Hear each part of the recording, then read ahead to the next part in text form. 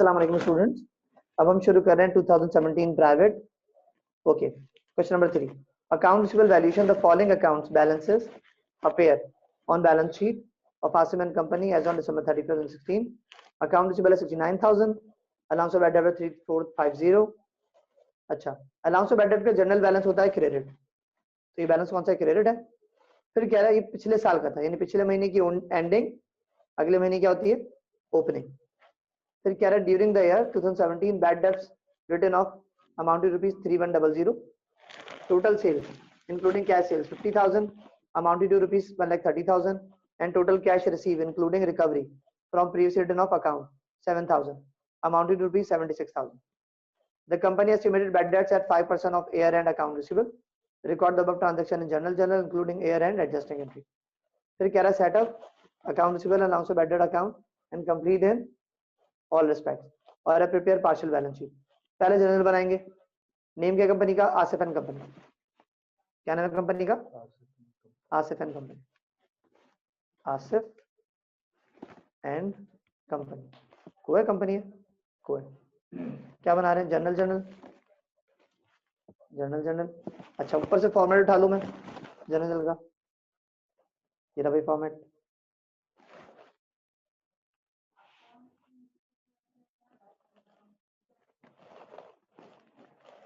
ठीक है जी, फॉर्मेट पे आते हैं। इसको कॉपी किया मैंने।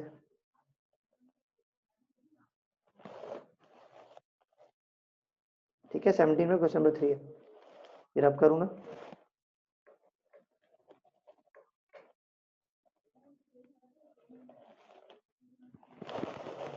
During the year 2017 bad debts written off amount to ₹33,100, write off हुआ। ठीक है, डेट वेट मेंशन है कुछ नहीं, नंबर डाल दिया, नंबर 1। तो राइट ऑफ की फिक्स एंट्री होती है, क्या बनती है? Allowance for bad debts debit और अकाउंट्स रिसीवेबल क्रेडिट।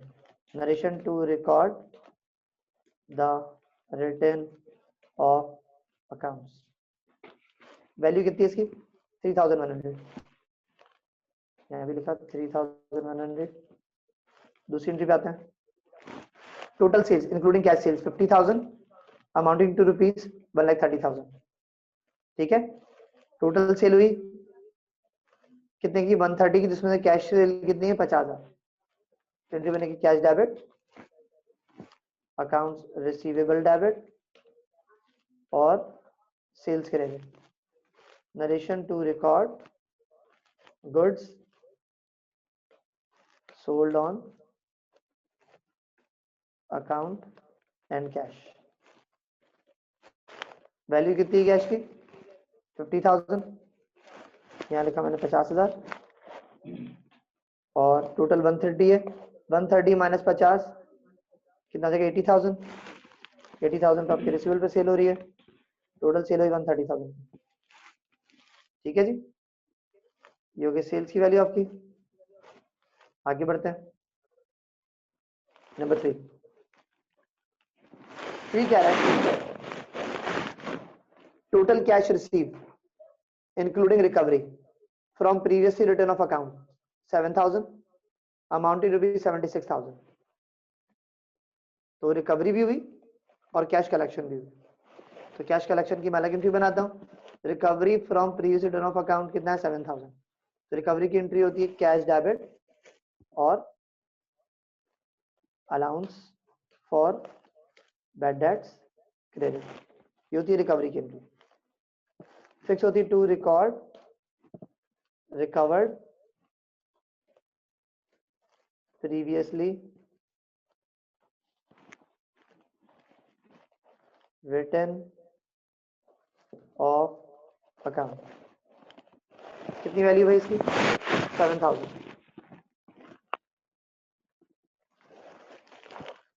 7,000 से एंट्री बनाई, यहाँ भी लिखा 7,000।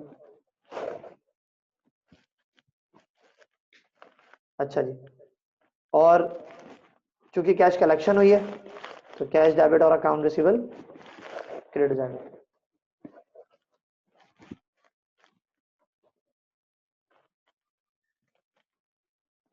Narration to record cash collection. कितनी वैल्यू आएगी? 76 माइनस 7 कितना आ जाएगा? 69,000। तो ये हो जाएगा 69,000, यानी कैश कलेक्शन हो गई, यहाँ लिखा 69,000। उसके बाद अगर company estimated bad debts, bad debts की last entry, the company estimated bad debts 5% of the year end balance account receivable. तो उसके लिए मुझे पहले रिसीवेबल का लेजर बनाना पड़ेगा ताकि रिसीवेबल का एंडिंग बैलेंस फाइंड आउट कर सके, ठीक है? क्योंकि रिसीवेबल के एंडिंग बैलेंस पे आपकी एडजस्टिंग एंट्री बनेगी, किस डेट बनती है? ईयर एंड पे, यानी दिसंबर 31 2017 पे, डेट ऑफ दिसंबर 31, ठीक है? और ये बनती है एडजस्टिंग एंट्री, ठीक है? जब इसे बनाने जाएंगे तब इसकी बात करेंगे, क्योंकि रिक्वायर्ड के record about transaction journal including year and adjusting entry, ठीक है ना? ओके भाई, अब बनाते हैं लेजर। लेजर का फॉर्मेट ऊपर से कॉपी कर लेता हूँ पहले, तो पीछे कहीं ना कहीं मैंने लेजर बनाया होगा, कहाँ चला गया? तो दूर, ये रहा। फॉर्मेट उठाऊं पहले मैं,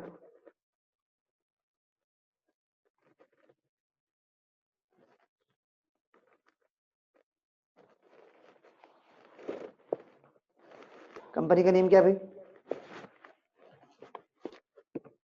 आसिफ एंड कंपनी। क्या बनाना है? जर्नल लेजर, ठीक है? सब बनेगा अकाउंट रिसीवेबल का,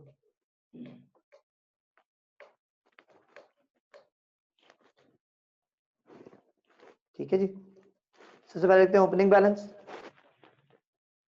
बैलेंस कितना है? 69,000। यहाँ लिखूंगा मैं बैलेंस कितना आ जाएगा? 69,000, ठीक है? उसके बाद एंट्री में देखूंगा रिसीवेबल कब कब डेबिट कब कब क्रेडिट हो रहा है। तो भाई पहली एंट्री में रिसीवेबल हो रहा है क्रेडिट 3,100 से, अलाउंस फॉर बैड डेट्स की वजह से। तो यहाँ लिखूंगा नंबर 1, 3,100 से आपका अकाउंट रिसीवेबल क्रेडिट हुआ, किसकी वजह से? यहाँ लिखूंगा reason, allowance for bad debts की वजह से आपका रिसीवेबल क्रेडिट हुआ, पहली एंट्री में, सही है? समझ आया?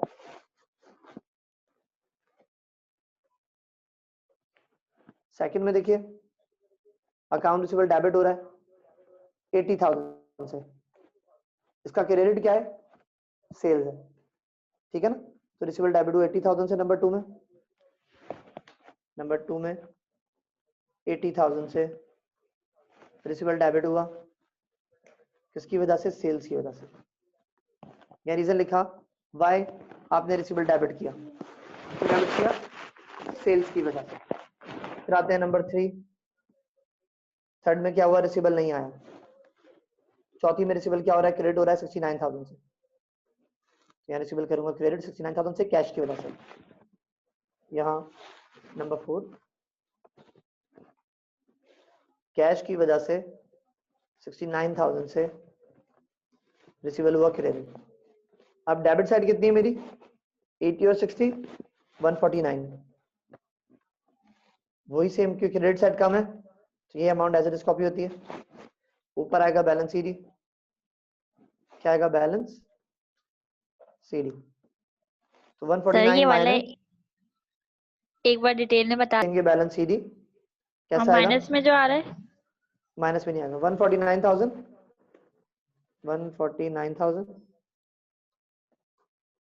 माइनस 69,000, ठीक है? फिर माइनस 3,100, ये आया 76,900, यानी 149 में से इन दोनों को हमने माइनस किया, बैलेंस आया 76,900। यहाँ लिख दिया 76,900 बैलेंस सीडी, यही अमाउंट बैलेंस बीडी बनेगा 76,900। ये आ गया आपका रिसीवेबल का एंडिंग बैलेंस। क्या आ गया? रिसीवेबल का एंडिंग बैलेंस, ठीक है ना? कंप्यूटेशन हमें इसके बाद करनी है, तो जो चाहिए होता है उस तरीके से लिखना शुरू करते हैं। हेडिंग डालता हूँ कंप्यूटेशन ऑफ बैड डेट्स की, लेजर से पहले चलती है कंप्यूटेशन ऑफ बैड डेट्स, किसी जो निकालना है उसके मुताबिक चलते हैं ना। पहले लिखते हैं अकाउंट रिसीवेबल एट हैंड, ये कहते हैं रिसीवेबल एट हैंड पे परसेंटेज लगेगी। रिसीवेबल एट हैंड कितना है? हमने फिर इसके लिए निकाला नीचे आके, लेजर बनाया, पूरी वर्किंग करी, 76,900 आया, यहाँ लिखा 76,900, ठीक है? इस पे लगेगा रेट। रेट सवाल में कितना बताया भाई? रेट पे आते हैं, पीछे देखो सवाल में लिखा हुआ है, रेट लिखा हुआ है 5%, ये लिखा 5%, यहाँ लिखा मैंने 5%। ठीक है, फिर लिखेंगे अनकलेक्टेबल अमाउंट 76,900 मल्टीप्लाई बाय 5%, कितना आ जाएगा, कैलकुलेट करके बताता हूँ। मल्टीप्लाई बाय 76 लिखा हुआ है, मल्टीप्लाई बाय 5%, 3845, ये अमाउंट आ जाएगा 3845, 5% बनेगा 3845। इसमें से अलाउंस फॉर बैड डेट का डेबिट या क्रेडिट बैलेंस एड लेस करते हैं, उसके लिए हमें बनाना पड़ेगा अलाउंस फॉर बैड डेट का लेजर। सही, तो अलाउंस फॉर बैड डेट का लेजर बनाते हैं, उसको मैं अगले पेज पे ले जाऊँ। रिसीवेबल का लेजर के फॉर्मेट कॉपी करता हूँ, कि नीचे लेके जाना है इसको अलाउंस फॉर बैड डेट के लिए। काफी लंबा लेक्चर हो गया। ओके, अब आते हैं अलाउंस फॉर बैड डेट के लेजर की तरफ। पहले इसको मैं क्लियर करूं,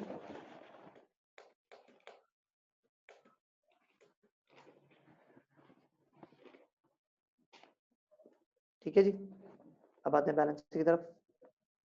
अलाउंस फॉर बैड डेट का बैलेंस आएगा ना, या देनदारी allowance for bad dates.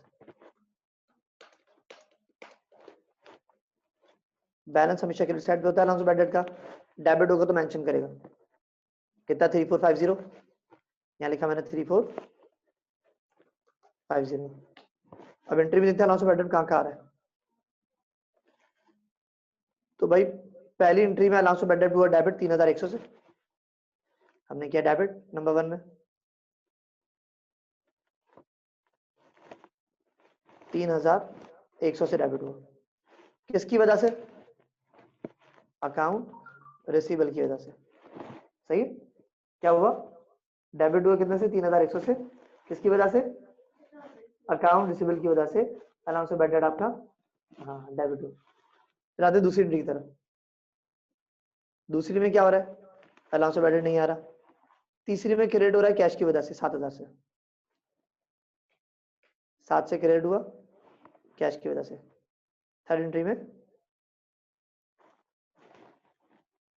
Cash की वजह से 7000 से आपका अलाउंस फॉर बैड डेट हुआ क्रेडिट, ठीक है ना। अब अलाउंस फॉर बैड डेट चौथी एंट्री में तो नहीं आया, वो भी पांचवी एंट्री में आना है, लेकिन उससे पहले देखेंगे अलाउंस फॉर बैड डेट को एडलेस करना है, बैलेंस किस साइड ज्यादा है। तो भाई क्रेडिट साइड बन रहा है 7 और 3, मैं कैलकुलेशन पे शो कर दूं, 10,450 बन रहा है वैसे है तो नहीं, कैलकुलेटर ऑन है, क्रेडिट साइड है 10,450। हम क्या करते हैं, डेबिट में से क्रेडिट साइड माइनस करेंगे, 3100 डेबिट है, माइनस 3450 माइनस 7000, तो ये आया माइनस में, कितना माइनस आया 7, गलत आ रहा है, चेक करूंगा, रुको जरा फिर चेक करूं, 3100 माइनस 3450 माइनस 7000, सही है, माइनस आया 7350। तो क्रेडिट साइड पे 7350 ज्यादा है, ठीक है। जब आंसर इसका माइनस में है तो क्या करेंगे, लेस कर देंगे, तो हम करेंगे लेस, यहां हो जाएगा less allowance for bad debt credit balance, less allowance for bad dates, कौन सा बैलेंस है, क्रेडिट बैलेंस, ये कितना है 7350, ये जाएगा लेस 7350, हमें करेंगे माइनस, तो भाई क्या आ जाएगा, एडजस्टेड बैलेंस माइनस में आ जाएगा।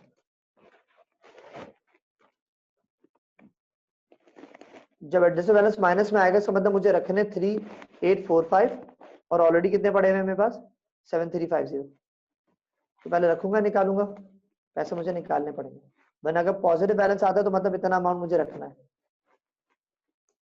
7350, 3505 माइनस में आया, क्या लिखेंगे 3505, ये आ गया माइनस में, ये इसको माइनस कर रहा है 7350, हाँ 3845 में से ब्रैकेट का मतलब होता है माइनस, तो आंसर आपका माइनस में आया। जब भी माइनस में आंसर आता है एडजस्टिंग एंट्री आपकी उल्टी बनेगी, allowance for bad debts debit और capital credit, narration to record allowance for bad debts transfer to capital account.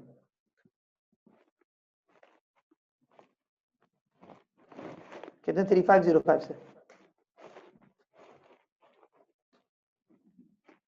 3505, ठीक है, ये एंट्री बन गई आपकी। Allowance of bad debt close किया आपने कैपिटल अकाउंट में। अब अलाउंस ऑफ बैड डेट चूंकि डेबिट हो रहा है तो हम क्या करेंगे, लेजर में भी इसको डेबिट करेंगे 3505 से। 3505 से आपने डेबिट किया दिसंबर 31 को,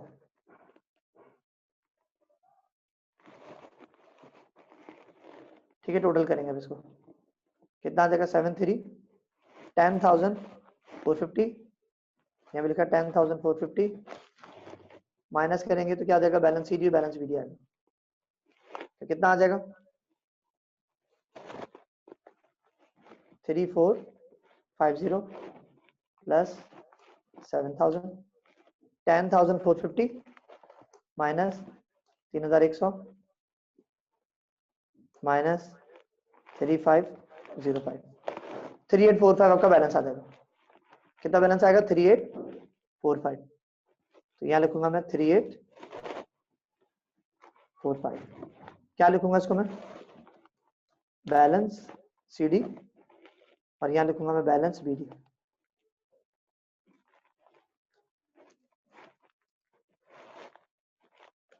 बैलेंस बीडी कितना आ जाएगा 3845, ये आ गया बैलेंस बीडी। उसके बाद फिर आएंगे किस पे, last video prepare partial balance sheet as on December 31, 2017, क्या बनाएंगे, पार्शियल बैलेंस शीट December 31, 2017 की। अच्छा जी, बैलेंस शीट लास्ट रिक्वायर्ड इसकी हमारी कैसे बनेगी बैलेंस शीट, में देखो ऊपर से बैलेंस शीट फॉर्मेट उठाता हूँ पिछले सवाल का, सामने ही बना हुआ है, कंट्रोल सी, दोनों के लेजर के बैलेंस उठाऊंगा और बैलेंस शीट में पुट करूंगा।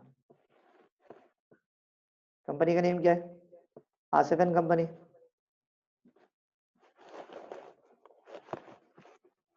क्या बना रहे हैं, बैलेंस शीट, रिसीवेबल का एंडिंग बैलेंस 76,900, यहाँ लिखूंगा मैं 76,900।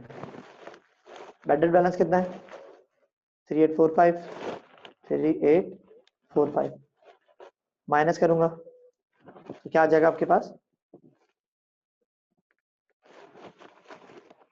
76,900 माइनस 3845, 73,055, 73,055, ठीक है, बैलेंस आ जाएगा। ओके बच्चों, यहाँ सवाल हमारा हो जाता है खत्म।